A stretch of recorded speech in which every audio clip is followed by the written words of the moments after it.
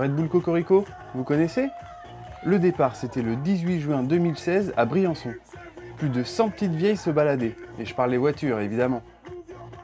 Aujourd'hui, on vous promet du sport et de la performance. Automoto participe à un rallye ou une course, vous appelez ça comme vous voulez. C'est le Red Bull Cocorico qui ne concentre que des 2 chevaux et des 4L. Nous, ce sera une 2 chevaux de 84 et avec ça, ça va envoyer.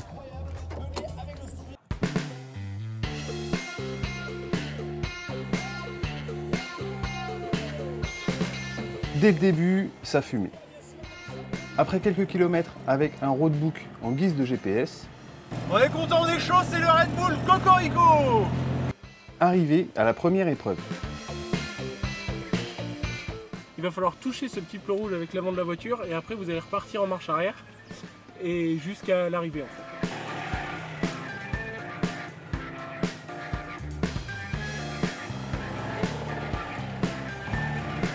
Ouais, c'est bon.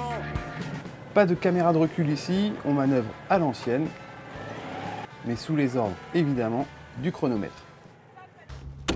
Épreuve numéro 2, c'est écrit là, course d'orientation, comme au lycée, sauf que là on est en 2 chevaux, il y a 3 balises à trouver et il y a 150 équipages.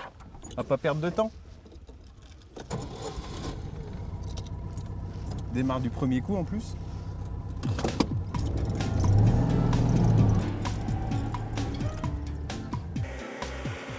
À fond les ballons, sur un rythme effréné, les bolides se suivent à la recherche des objets cachés.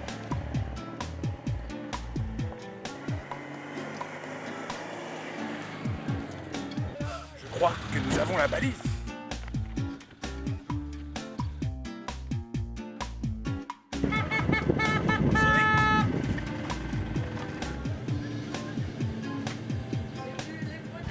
Et F, elle est où la balise? Réponds. Superbe. Et ça repart dans la pampa, et faute d'autoradio, on trouve toujours des subterfuges pour se dégourdir les oreilles.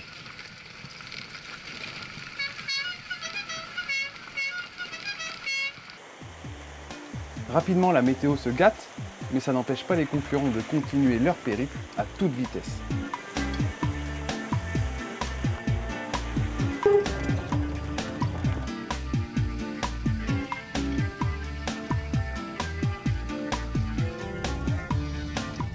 Au sujet, conduite à l'aveugle. On va y arriver. Donc épreuve chronométrée, une petite courbe à gauche, une petite courbe à droite. Bien sûr, le pilote il a ça. C'est bien noir, donc c'est le copilote qui guide. Et 30 secondes par flot touché. Au début droit et un petit peu sur la gauche. Ok, c'est parti doucement. Allez top. Nickel. Commence à braquer un peu à gauche, un tout petit peu, léger, vas-y avance, avance, avance. Braque un peu plus, à gauche, à gauche, à gauche. Droit, droit, droit, nickel, nickel, toujours.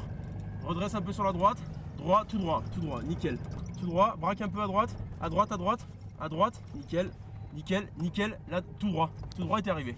Encore, fais les roues encore. droites. Ouais, droite, droit, droit, droit, droit, droit. Je suis pas droit là? Si, nickel, c'est bon, gaz. Combien? Fanny, 42 et 78, avec une pénalité. Grosse sensation, les yeux fermés.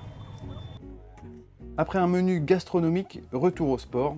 On avance doucement mais sûrement et surtout bruyamment.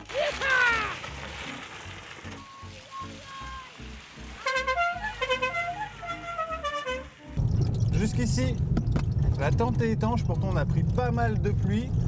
D'ailleurs on s'en rend bien compte puisqu'on n'a plus qu'un seul essuie-glace qui fonctionne. En plus c'est celui côté passager. Bref, toute cette pluie fait que la route est vraiment grasse et dans les montées, il y a pas mal de parties boueuses. Et là, on a vu un bon nombre de 4L rester en plan, surtout celle équipée avec les pneus larges. Là-dessus, nous, la 2 chevaux, elle se porte à merveille. Elle grimpe facilement en première. Malheureusement, là, on a un petit problème. On a presque plus de carburant. Alors la descente, on l'a fait sans moteur. Sinon, c'est vraiment un événement très sympa. Il y a une excellente ambiance. C'est un peu une sorte de tour auto, le fameux événement avec plein de Ferrari et de Porsche et de voitures qui valent des sommes improbables. Sauf que là, c'est que des 2 chevaux et des 4L.